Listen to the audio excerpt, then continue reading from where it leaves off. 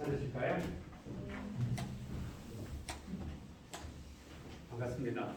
저 코로나 예방주사 다 맞으셨어요? 네. 아까 제가 강의실 불이 켜 있어서 왔더니 혼자 앉아 계시더라고요. 9시 안 돼서 앉아 계셨죠? 네. 굉장히 부지런하시네. 교수보다 먼저 온 학생 요새 보기 드문데. 네, 농담이고요. 반갑습니다. 그리고 여러분들하고 전공심화 과정이셔서 과목을 고를 때도 좀 고민을 많이 했고요. 왜냐하면 프로그램 개발과 평가라든가 아니면 사례 관리라든가 이런 것들, 그다음에 많이 공부를 하셨기 때문에 전공심화과에 와서 어떻게 해야 되지 하는 고민도 많이 했습니다. 개인적으로. 소장님하고 여러 가지 말씀을 드렸었는데 실무에 관한 부분들, 그다음에 실제 현장에서 이루어지는 일들을 좀 상세하게 설명을 좀 해드리는 것이 좋겠다라고 나름 개인적으로 생각을 했었고요. 그리고 실제로 이제 우리가 가장 행정 부서에서 볼 수 있는 여러 가지 사안들을 프로그램 진행하면서 아니면 또 수업 진행하면서 그런 부분들을 좀 같이 나누도록 하겠습니다. 매일 이제 어떻게 저 화면으로 보는 것보다 낫습니까? 아니면 수업이 어떠신가요? 와서 보시니까. 여성은 보이세요? 아니 저에 대해서 묻는 게 아니라요. 아니 저는 제가 잘생긴 거 알고요. 네, 와서 직접 하시는 게 좀 좋겠다라는 생각들을 많이 했는데 뭐 코로나가 워낙 또 위드 코로나로 되면서도 많이 발생을 하고 있어서 걱정이 되기도 합니다. 그래서 개인적으로도 좀 건강 관리 잘 하시고 그다음에 이제 전공심화 오셔서 고민해서 오신 길인데 좋은 결과 좀 얻으셨으면 좋겠습니다.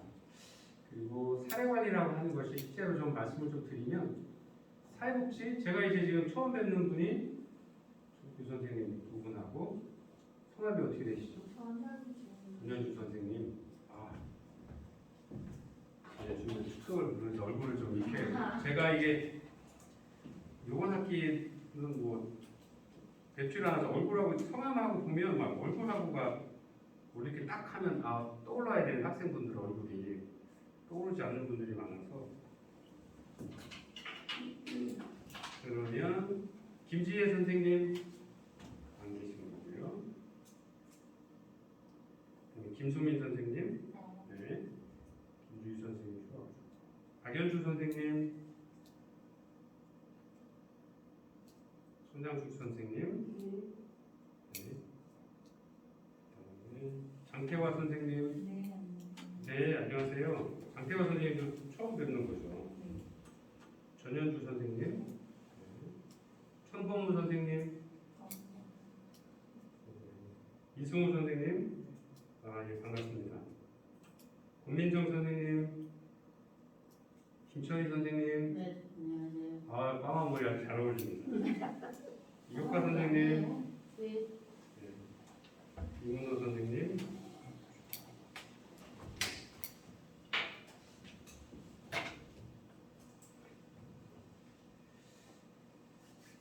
사례관리 아니면 사회복지 공부하시면 사회복지 뭐라고 생각하세요? 이제 3학년이시니까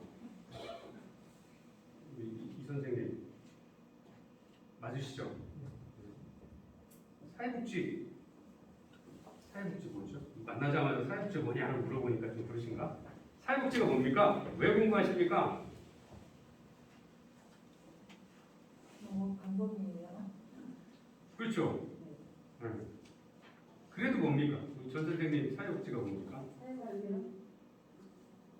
사회적 약자 복지 자체가 누구나 잘 사는 사회를 만드는 거잖아요. 네. 그중에서도 이 사회복지 영역은 좀 열악한 환경에 있거나 좀 뭐라고 해야 되나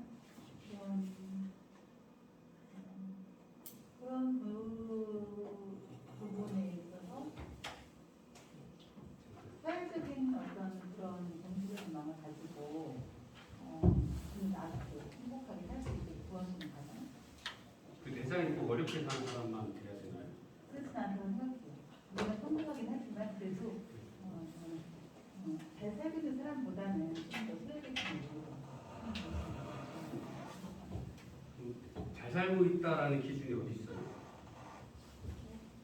만족감. 만족감. 우리 전 선생님은 잘 살고 있다라고 말씀하셨는데 어려운 사람만 도와주는 건 아니라면 잘 살고 있지 못한 사람에 대해서 도와주는 건 잘 살고 있다는 기준이 어디 있어요? 뭐라고 생각하세요? 잘 살고 있다. 지금 잘 살고 계신가요? 행복하세요? 눈치 보면 대답을 하시네. 불행하신데.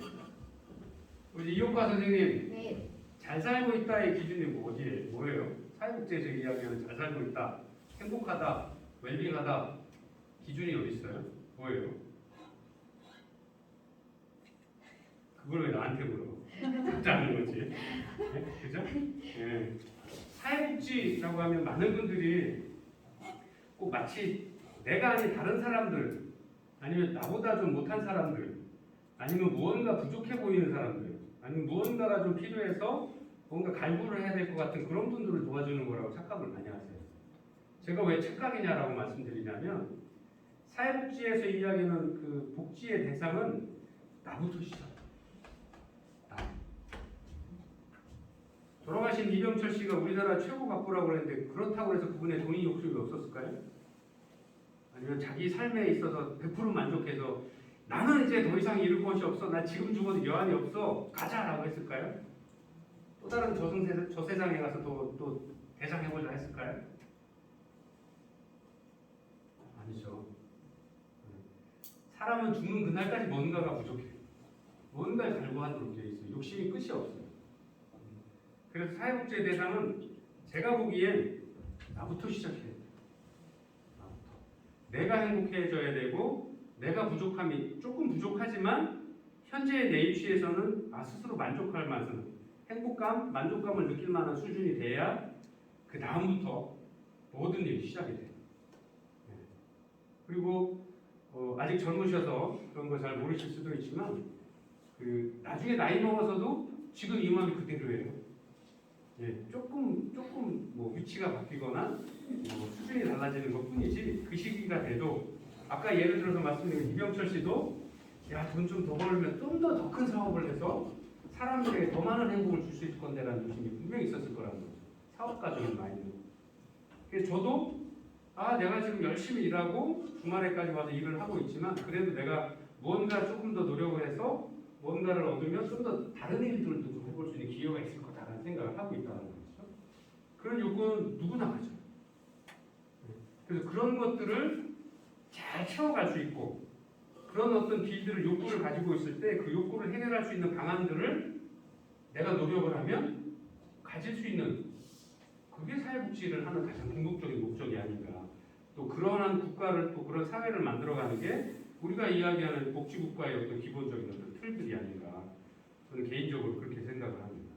그래서 우리가 이제 사회복지 4년 공부하고 나와도 늘 물어보죠. 사회복지가 뭐예요? 라고 물어보면 그거요. 주제는 뭐 정치적으로, 사회적으로, 인간적으로 행복해야 되고 그러기 위한 제도도 만들어야 되고 정책도 있어야 되고 그러기 위한 어떤 사회적인 어떤 통합이 이루어져야 됩니다. 이야기. 그러면 아무도 못 알아들어요. 그죠? 그건 그냥 책으로 하는 소리. 그거는 아무 때고 여러분들이 어느 현장에서든 사회복지요? 네이버에 물어봐야지. 딱 펴서 피면 네이버가 대답해줘요. 그 굳이 배울 필요 없어요. 그죠? 왜냐면 나보다 더 똑똑한 컴퓨터가 내 안에 늘 있는데 물어보면 네이버 찾아보세요 하면 되잖아요. 저한테는 그러지 마시고요. 그래서 우리가 사회복지를 이제 전공심화로 와서 공부를 하면서 내가 생각하는 사회복지 아니면 내가 생각하는 어떤 우리 사회에서의 또 다른 모습들을 좀 나름의 어떤 시각으로 나름의 어떤 생각으로 좀 이렇게 가져가 주셨으면 좋겠어요.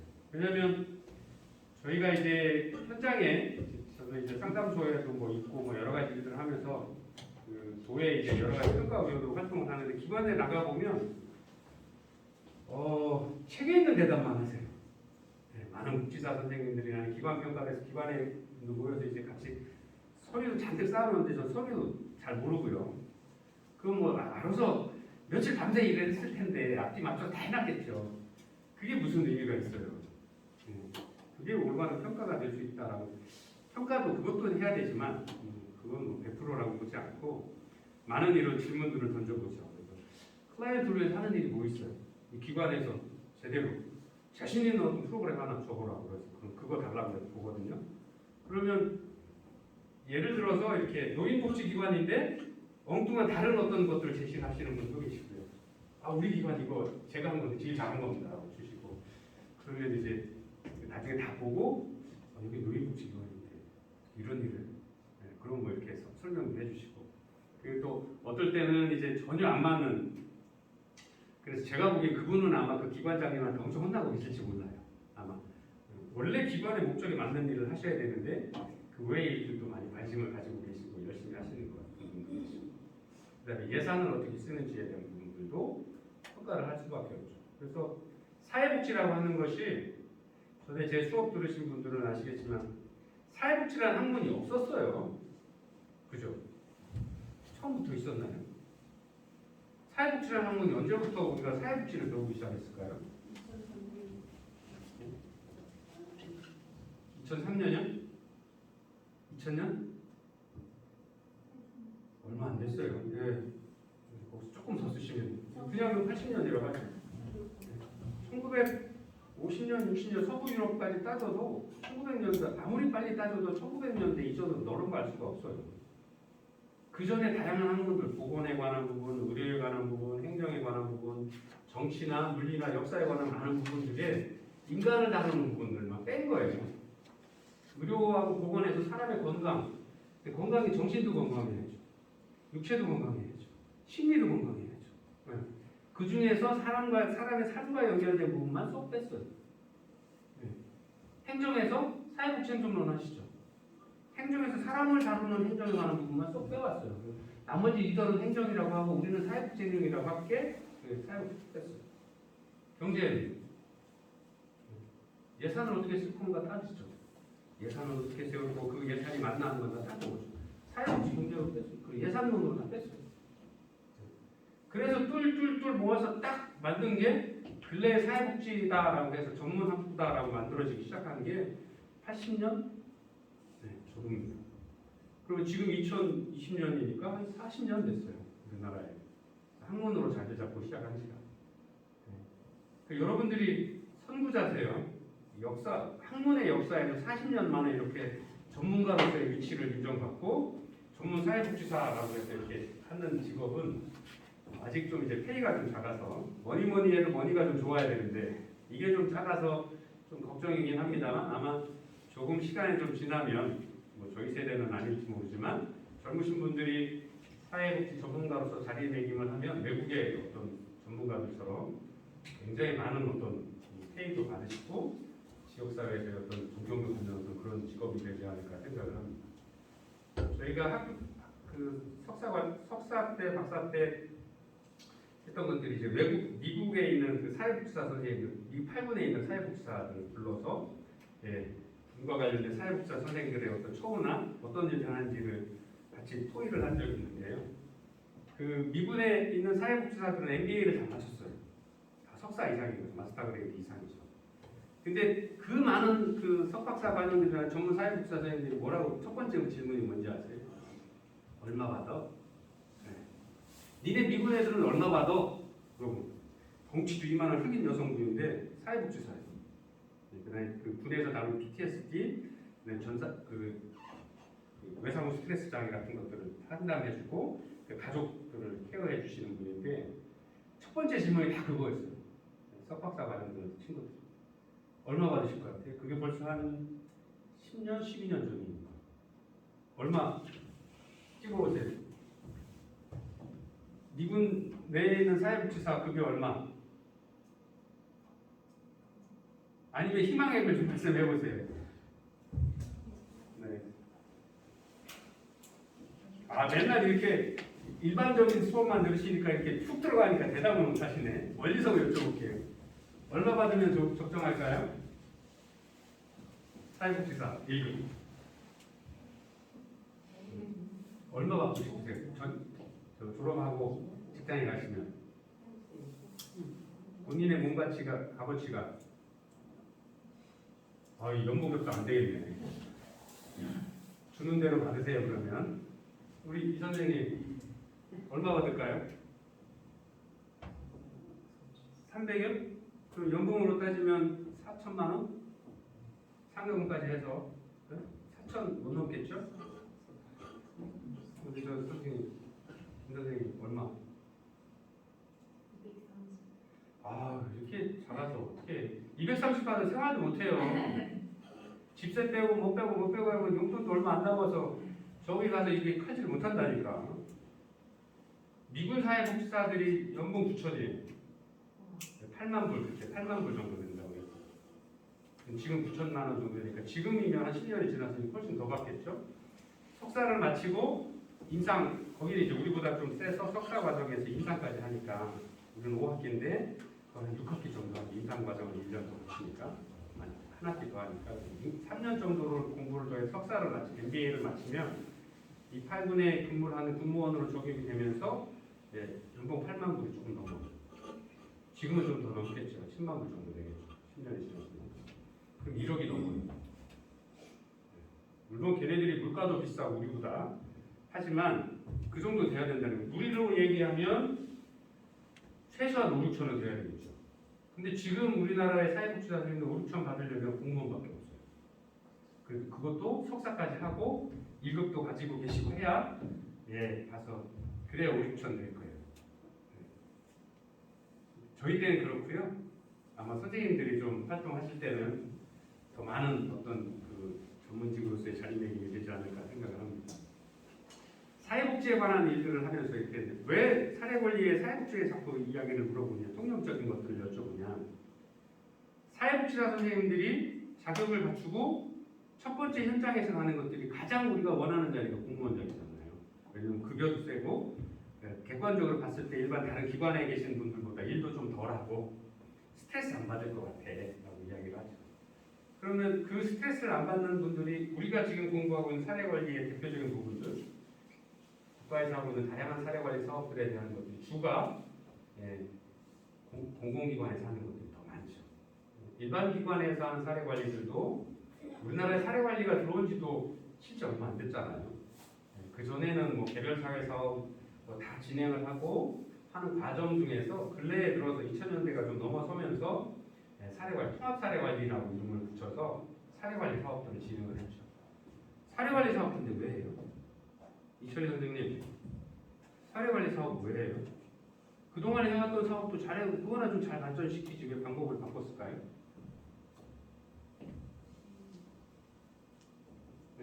이로 아는 거예요. 이제 그동안 사이버 수업을 하니까 그냥 다 컴퓨터는 놀고 본인은 다른 데 보고 하는 거예요. 이래서 사이버 수업을 안 좋아했어요. 우리 이 선생님 사례관리를 왜 바꿔요? 그동안 하던 개별사회 사업을 하지 왜? 역사적으로 오래죠. 미국에서의 영국에서 했던 자선사업, 자선조직협회, 그다음에 뭐 다른 여러 가지 COS나 아니면 세틀먼트 하우스나 인도원 활동이나 이런 것들 계속 해오지. 왜 지금 현대사회인 2000년대 초현대사회에 와서 사례관리를 바꿨을까요? 시청 방법을? 왜? 네. 멀리서 여쭤볼게요. 멀리서. 왜 바꿨대? 그냥 하던 거나 하지. 그러면 그냥 나도 전문가 됐을 텐데. 아니 그냥 정답 없어요. 편한 대로 생각나는 대로. 탈시설. 네. 우리 공부했잖아요. 중간고사에도 냈잖아요. 탈시설. 가장 좋은, 가장 첫 번째 케이스죠. 그래서 지역사회로의 회귀를 원했어요. 함께 살아가야죠. 장애가 있든 질병이 있든 내가 정신적으로 좀 문제를 앓고 있든 지역사회가 사회보장제도의 좀 확대를 통해서 어떤 문제되는 행동들을 좀 잘 컨트롤할 수 있는 어떤 사회 시스템을 갖춰서 함께 살아야죠. 그 사람들이 문제 있는 건 아니죠. 내가 좀 가난하다고 아니면 신체가 좀 불편하다고 해서 사람들과 함께 살 권리를 뺏어갈 권리는 아무도 없다라는 거죠. 같이 살아야죠. 그리고 시설에 저 언덕 위에 하얀 집, 저희 어렸을 때만 해도 동네마다 언덕 위에 하얀 집 있었어요. 그래서 거기 가면 다 우리가 흔히 이야기하는 아까 말씀 좀 뭔가 부족해 보이는 사람이 거기 사셨어요. 근데 그분들이 그러면 거기서 건강해져서 나와야 되는데 사회에 와야 되는데 집에 돌아와야 되는데 그랬냐 이거죠. 아니 오히려 더 병이 늘었어요. 시설에 있으면서 기존에 갖고 있는 병에다가 시설에 앉아서 이렇게 갖춰진 데만 있으니까 더 사람이 의기소침해지고 심리적으로, 정서적으로, 신체적으로 더 안 좋아졌어요. 그래서 야, 시설을 벗어나게 하자 하는 게 탈시설이죠. 자, 이제 책을 펴기 시작을 합니다. 그 전에 뭐 있더라? 두 번째, 김소민 선생님, 두 번째 탈시설화, 또 두 번째 지역사회로의 회귀죠. 정상화, 그죠? 정상화 개념이죠.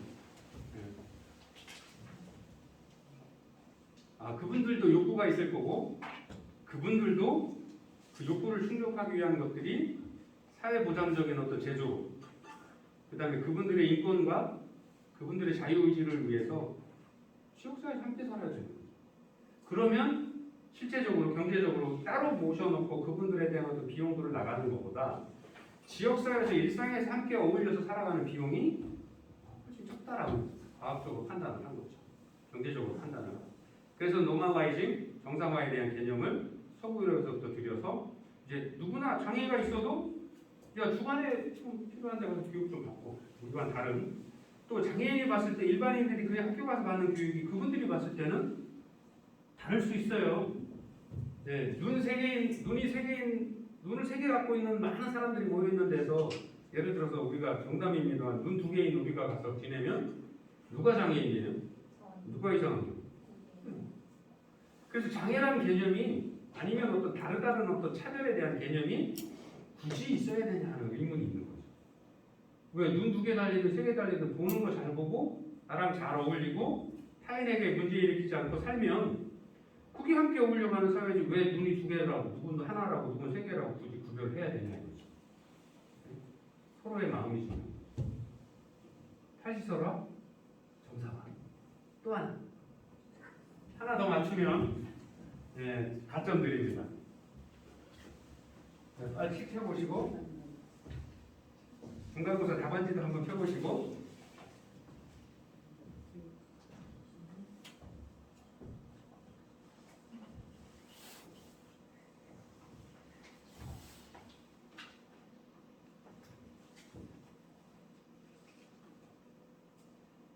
자유의지를 발현하기 위한 사회보장의 정책의 발전이에요. 나머지 여러 가지 이유가 있지만 사람은 누구나 자유의지로 살 필요가 있어요. 영어의 will이라고 하죠. 자유의지예요. 내가 가고 싶으면 가고 제가 이제 일반 그 분들한테 인생에 뭐 있어? 먹고 싶을 때 먹고 쉬고 싶을 때 쉬고 자고 싶을 때 쉬고 자고 가고 싶은 데 가면 그게 인생인 거예요. 그러다가 어느 날 때 되면 가겠죠. 근데 그걸 못하게 했잖아요. 너는 장애 있으니까 저기 너는 저쪽 언덕, 너는 저쪽 언덕, 너는 저 밑에. 우리는 여기서 살 거야. 가까이 오면 너네 혼난다. 라고 구별을 해놨잖아요. 그래서 그분들의 자유의지를 우리 사회 주류인 우리가 마음대로 정해놓고 선을 그려버렸어요.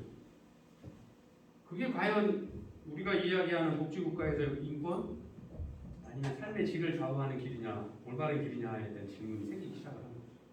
그게 탈시설화, 정상화의 과정을 거쳐서 그 다음에 우리가 보통 시민혁명이라는 프랑스 시민혁명을 이야기하는데 19세기 후반에 프랑스 시민혁명이 가장 주창했던 게 자유, 박애, 평등이에요.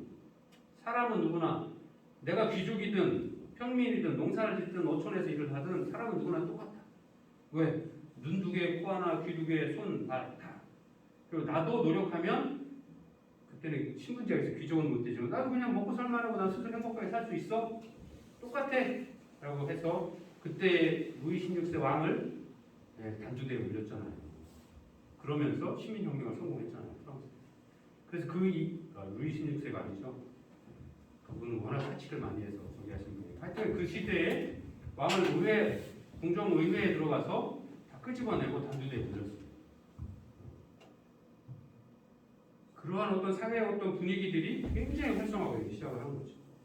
그래서 지금의 어떤 사회복지에 대한 개념들도 만들어지고 인권에 대한 부분들 바로 그런 시작이 그런 시민혁명으로 통해 밑바닥에 있었던 사회의 주류였던 산업화가 되면서 자본을 갖추고 의식을 깨우치고 했던 많은 분들이 우리한테 명령 내리고 우리는 당연히 따라야 되는 게 아니라 함께 살아가는 거야. 함께 같이 행복하게 자유의지를 가지고 그 장애가 있다고 해서 아니면 어떤 그 의사 표현을 못 한다 그래서 아니면 무언가 부족한 부분이 있다라고 해서 내가 우축될 필요 없이 부족하면 부족한 대로 난 내일 할 거고 내가 좀 안 들리면 안 들린 대로 내 맞는 일 찾아서 내가 생명을 유지할 거고 그런 것들이 모여서 올바른 사회가 될 거다.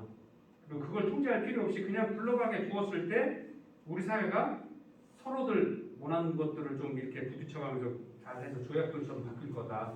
원만한 사회를 만들어 갈 거다라는 이야기를 한 거죠. 그리고 그런 사회들이 만들어지기 시작했잖아요. 다문화 국가가 속해서 미국이란 인종의 영광로라고 하는 다양한 민족들이 섞여서 미국이라는 나라를 만들어서 가장 강한 나라가 됐고 이제 우리나라에도 사례 관리에서 많이 나옵니다만 우리나라가 이제 혹시 백이민족, 단일민족 국가 이런 소리 들어보셨어요? 배우셨어요? 학교에서? 그랬어요? 저희 때는 그걸 아주 심각하게 가르쳤어요. 우리는 백이민족 국가고 단일민족 국가고 그러면서 하나 모순되게 가르친 게 있죠. 우리는 지난 5,000년 반만 년 역사 동안 무수한 외침을 받아서 그 외침 속에서 살아남은 단일민족 국가라고 하죠. 여러분들 제주도 가시면 그 항목 유적지가 있죠. 몽고가 우리나라를 침공을 해서 삼별초라고 아시나요? 강화하고 그다음 제주도까지 밀려나가지고 몽고군이 우리나라를 다 점령을 하고 강화로 임금은 피난하고 많은 국민들이 제주도로 가서 거기 항목 유적지가 있어요. 지금도 몽고와의 전쟁에서 끝까지 항복하지 않고 버텨서 결사항전을 했다라는 유적지가 있어요. 일본 일제시대 때 1592년부터 99년까지 7년 동안 도요토미 히데요시의 밑에 있었죠. 그걸 떠나서 가까이 있는 일제시대 36년간의 침해를 받았어요. 근데 단일민족 국가일까요? 우리 피부색이 다 똑같아요? 성씨가 다 똑같나요? 아니잖아요. 궁금하시구나. 저게 녹화하고 있어요. 또 녹음하러 가기 싫어서. 그리고 제가 그 녹화해서 올리겠다고 했잖아요. 또 가는 거. 그러니까 그런 것들이 생각들이 많이 바뀌기 시작을 한 거예요. 지금 이제 우리나라에서 백이민족입니다, 단일민족 국가입니다라고 이야기하기는 그런 이야기를 하시는 분이 좀 문제가 있죠. 아직도 그런 외골수적인 생각을 하시나?라고 오히려 손가락질 받으실 거예요. 이렇게 생각이 바뀌었어요. 우리도 국내만 따져도 그렇게 바뀌었는데 사회적인 흐름들이 바뀌고 그런 것들을 따라가는 사회복지의 정책들이나 흐름들도 또 실천 방법들도 다양한 방법으로 바뀌었다. 그래서 어떤 그런 큰 흐름 틀 안에서 과연 우리가 실천하고 실천 방법 중에 하나의 사례 관리가 어떻게 자리매김하고 있는지 그 다음에 사회복지 전체에서 보았을 때 사회 관리라는 게 도대체 뭘 하자는 소리인지 우리가 이렇게 지나가면서 산에 갈 때 산을 볼 것인지 숲을 볼 것인지를 구별을 해야 돼요. 사례 관리는 숲이에요. 그렇죠? 사례 관리라고 하는 나무들만 보시는 거예요. 근데 이렇게 두 발짝, 세 발짝 하면 숲이 보여요. 사회복지가 뭘 하자고 하는 건지 그 중에서 사례 관리가 뭔지 어떤 부분을 포함하고 있는 건지 다양한 실천 방법 중에서 사회복지의 꿈 우리가 이야기하는 사회복지의 꿈이 삶의 질을 향상시키고 사회 모든 국민들의 의견들을 좀 사회 통합을 이루고 사회 통합을 이루어서 우리가 누구나 바라는 웰빙하고 행복한 복지국가를 만들자라고 보통 이야기를 하잖아요. 그럼 그 중에서 사회 관리는 뭐 하는 건데? 뭐 하자는 건데라는 걸 알아야죠. 그래서 우리가 산에 가서 그냥 나무만 계속 보면 산에 관리 나무밖에 안 보여요. 때로는 뒤로 들어가서 숲이 이렇구나, 산이 이렇구나. 그럼 산에 관리 이루고 가니까 새길로 이렇게 가고 그 다음에 이렇게 가면 산에 관리가 제대로 보이겠구나. 큰 이정표를 낮추기를 갖고 다녀요. 자, 그럼 여쭤볼까요? 눈 마주쳐요. 우리 같이. 사례 관리? 자, 이제 사례 관리가 그동안 공부하셨죠? 2년 동안 공부하셨고 이제 또 공부하셨으니까 사례 관리 사례 관리가 뭘까요? 케이스 매니지먼트. 우리 옥화 선생님 뒤에 앉으신 분 눈이 안 마주치시죠 하시고 사례 관리 뭐 하는 걸까요? 뭐 공부하는 걸까요? 거의 중간 시즌에 왔는데 사례 관리, 케이스 매니지먼트라고 했죠. 케이스가 사례예요, 사례. 그걸 관리하자라는 거잖아요. 사회복지 현장에서 만나는 다양한 클라이언트들은 굉장히 다양해요. 누군가는 신체적으로, 누군가는 정신적으로, 누군가는 가슴이 아파요. 나는 머리는 멀쩡한데 가슴이 자꾸 뭘 시켜가지고 MBTI 성격 기질 검사 한번 해보셨어요? 누구는 이성형이 있고요. 사티어도 그런 이야기를 했죠. 가족 상담에서 누구는 감정형, 이성형 뭐 다 구별을 했죠. 초이성형, 관계 기반형 뭐 여러 가지. 그렇게 사람이 많이 나뉘어요. 그러면 그 사람들을 감정형은 감정형대로만 치료해야 되나요? 선생님 혹시 감정형만 가지고 계세요, 가슴에? 아니죠. 어떨 때는 막 뜨거운 것도 있고, 어떨 때 차가운 것도 있고. 음식을 우리가 먹을 때, 야, 겨울에는 차가운 거 먹고 싶고, 어제 소주 먹었으니까 오늘은 해장국 먹어야지. 아, 어제 먹은 그게 좀 미식미식하고 기름기가 많아서 아이씨 오늘은 소주 고춧가루 팍팍 풀고 걸쭉한 갈갈한 라면 먹어야지. 늘 바뀌잖아요. 감정도 사람도 바뀌어요. 그러면 그런 부분들을 어느 일면으로는 처리할 수 없다라는 거죠. 일면의 어떤 방법을 가지고 접근을 해서 그걸 치료하는 것들은 의미가 없다라는 거죠. 단순히 지금 내가 감정이 나빠져서 감정을 치료하면 그때는 좋을지 모르지만 내일은 감정은 좋은데 기분이 나빠요. 아니면 팔이 아파요.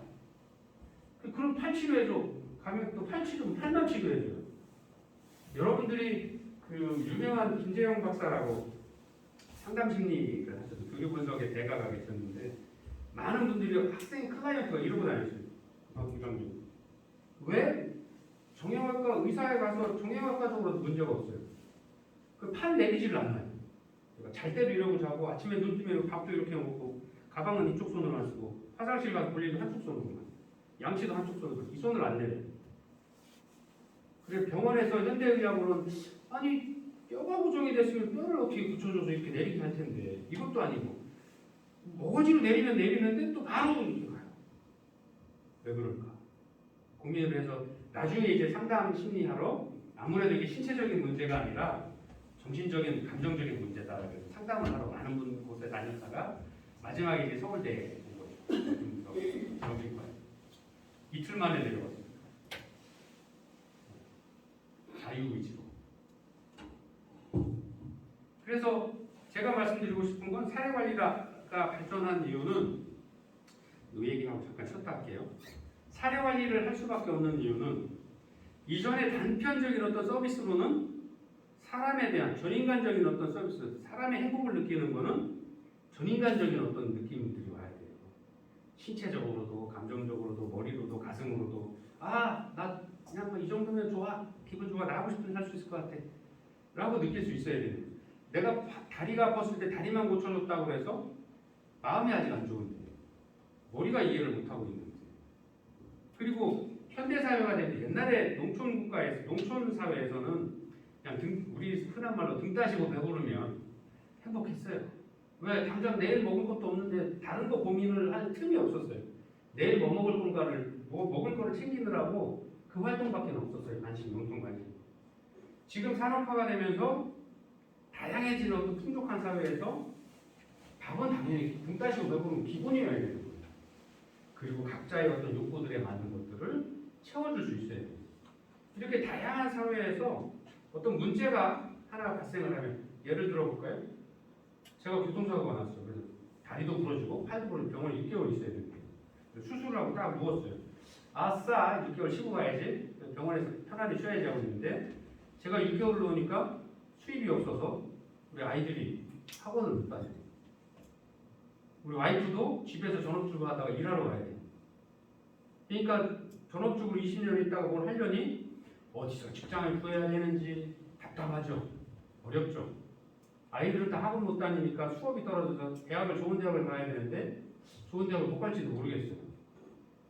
그 다음에 저도 6개월 동안 있으니까 제가 그동안 해왔던 다른 어떤 일들, 친구들과의 관계라든가 이런 것들이 다 줄어들어요. 만약에 제가 6개월 후에 나오면 저는 뭐 장애 있는 걸로 끝날지 모르지만 제 가족 생활이, 제 주변 생활이 건강해져 있을까요? 이전처럼? 아니죠. 그러면 제가 옛날처럼 그냥 옛날에 단편적인 어떤 케이스워크라고 그러면 사례관리나 그냥 그 어떤 사회 서비스를 받았다 그러면 그냥 치료만 받겠죠. 그런 것에서 벗어나서 복합적이고 다양한 요구를 가진 클라이언트에게 체계적이고 통합적인 다원화된 서비스를 동시에 주는 게 사례관리예요. 그래 제가 사고 나서 병원에 누워있지만 저에 대한 치료, 제 수입에 대한 보장, 우리 와이프가 직장을 구하려고 그러면 사회복지사 선생님은 어떤 특성을 어떤 공부를 하셨는지 맞춰서 적성에 맞는 직업을 알려주고 우리 아이들이 단편적인 소비가 줄어들고 학원을 다닐 수 있도록 무료로 뭐 멘토 선생님을 연결해 대학생 선생님하고 연결해서 그 부족한 수업을 들을 수 있도록 안 끊어지고 들을 수 있도록 아니면 필요하면 바우처를 줘서 학원비를 국가에서 어떤 정책적인 어떤 자금을 통해서 학원을 다닐 수 있도록 6개월 동안 도와줘야 돼요. 그래서 복잡한 욕구가 있는 가족의 그 클라이언트에게 통합적인 서비스를 제공해 줌으로써 기존에 해왔던 삶을 정상적으로 건강하게 유지할 수 있도록 도와주는 그게 통합 사례거든요. 그리고 그런 것들을 통해서 사회복지가 원하는 누구나 건강하고 누구나 웰빙하고 누구나 행복한 삶의 질을 높일 수 있는 것들을 만들어 가지고 하는 사회복지의 목적을 이루는 게 사회관리 위치죠. 별거 없죠. 그죠?